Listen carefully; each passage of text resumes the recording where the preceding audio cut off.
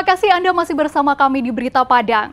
Bagi Anda yang baru saja bergabung, kami hadirkan kembali 3 berita utama pada pagi hari ini.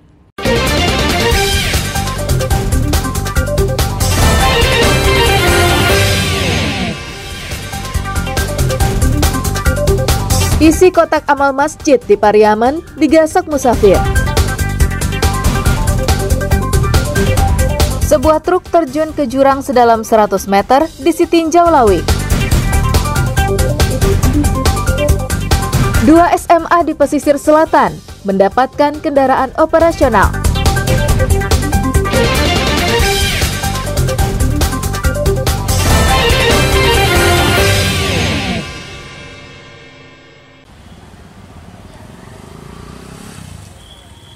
Nasib pedagang yang menjadi korban kebakaran di Pasar Raya Padang Rabu lalu mulai ada titik terangnya. Pemerintah Kota Padang bersama Kodim 0312 Padang telah menyiapkan lokasi pemindahannya, yaitu di salah satu sudut ruang Taman Terbuka Hijau Imam Bonjol Padang.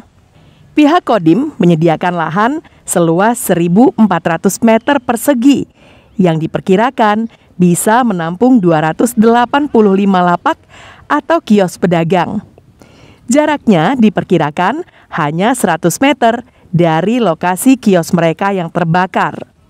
Meski kios yang terbakar hanya 73 petak, Ketua Persatuan Pedagang ini memperkirakan ada 100 pedagang yang terdampak. Mereka semua memerlukan relokasi karena usahanya terancam gulung tikar.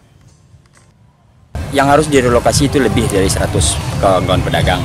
Tapi yang terdampak kebakaran ini ada 73 petak dan 43 pedagang. Makanya kami minta kepada Pemko lebih dari 100. Itu karena ada yang tidak terbakar atau terdampak kebakaran yang masih bisa berdagang saat ini, dan itu pun harus kita pindah. Jadi kita sudah koordinasi sama Kodim, karena rencana kita akan memakai lahan RTH Imam Bonjol untuk pemindahan lokasi PKL yang akan kita geser untuk pembangunan PSE7. Nah, itu yang kita lihat barusan di lapangan. Jadi sudah disepakati di blok-blok tempat relokasi pedagang. Pedagang yang menjadi korban kebakaran kini hanya pasrah dan berharap bantuan dari pemerintah.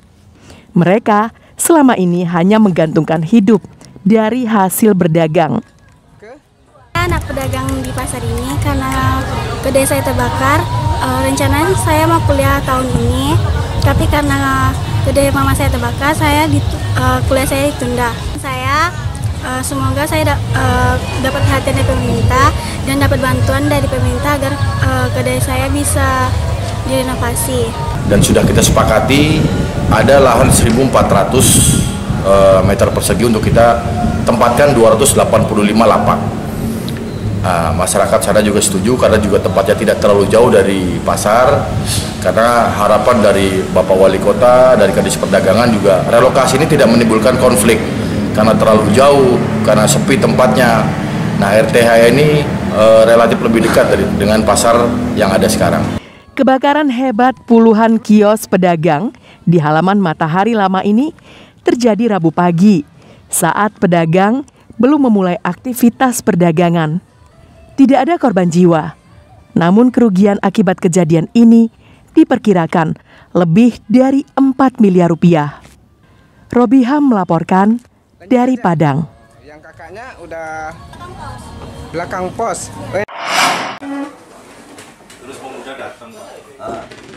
Musafir asal Pulau Jawa ini dituduh telah menggasak uang di kotak infak Masjid Nurul Bahari di Pantai Gandoriah, Kota Pariaman. Pria yang telah 3 bulan tinggal menumpang di masjid tersebut tak disangka menjadi pelakunya. Pelaku menggasak 2 dari 3 kotak infak yang ada di masjid tersebut dan diketahui pengurus pada pagi harinya saat hendak melaksanakan salat subuh berjamaah. 2 kotak infak sudah terbongkar dan uang yang ada di dalamnya raib. Tak hanya melarikan uang sedekah, pelaku juga membuang alat perekam kamera pengintai yang terpasang di masjid tersebut. Setelah dicari, pengurus menemukannya di semak-semak tak jauh dari masjid. Pengurus mengetahui pelakunya setelah menonton hasil rekamannya.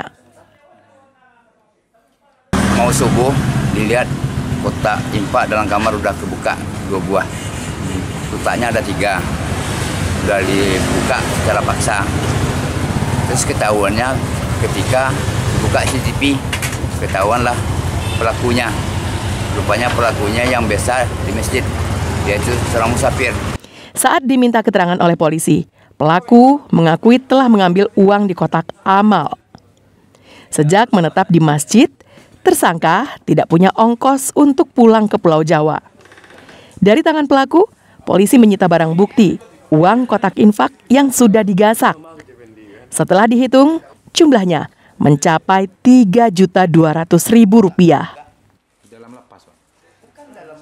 Kami hitung jumlah uang yang sudah disembunyikannya itu 3.200.000. Pelaku ini mengatakan bahwa dia berniat pulang kampung di Jawa Tengah dan dia kesulitan untuk ongkos pulang.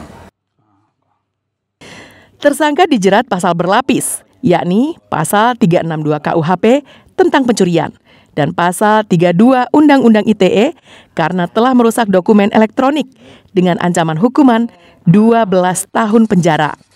Eki Rafki melaporkan dari Pariaman.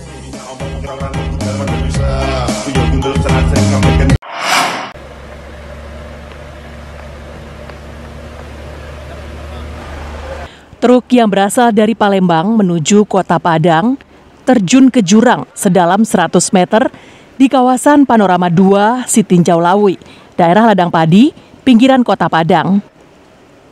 Kantor Pencarian dan Pertolongan Kelas A Padang mengerahkan anggotanya ke lokasi kecelakaan untuk mengevakuasi sopir yang dikabarkan masih berada di dalam truk. Jurang tempat jatuhnya truk tersebut cukup dalam. Itu sebabnya tim gabungan dari Basarnas, BPBD, tim reaksi cepat, polisi dan tentara, serta insan kebencanaan lain kesulitan menuruni jurang.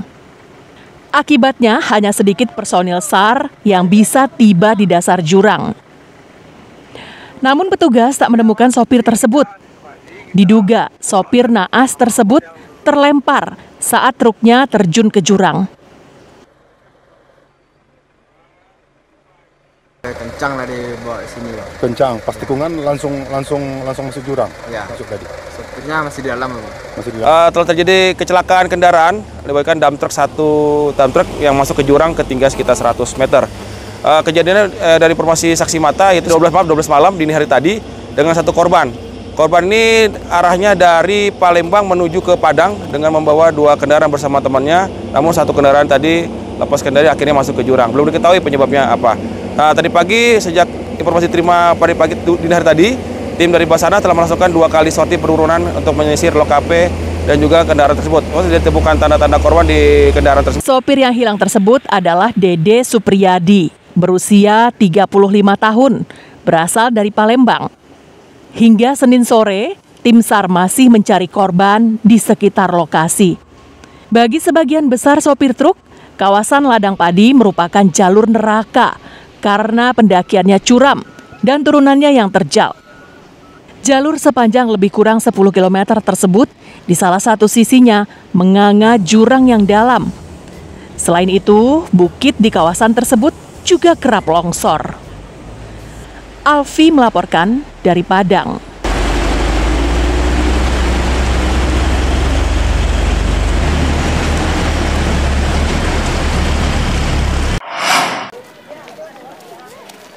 Baru-baru ini, 2 sekolah menengah atas di Kecamatan Lengayang peroleh bantuan kendaraan operasional sekolah dari anggota DPRD Provinsi Sumatera Barat melalui dana pokirnya.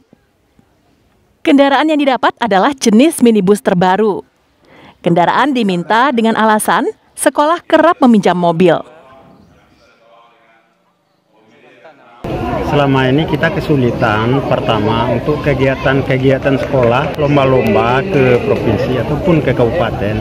Ini tentu kita mencari mobil lain.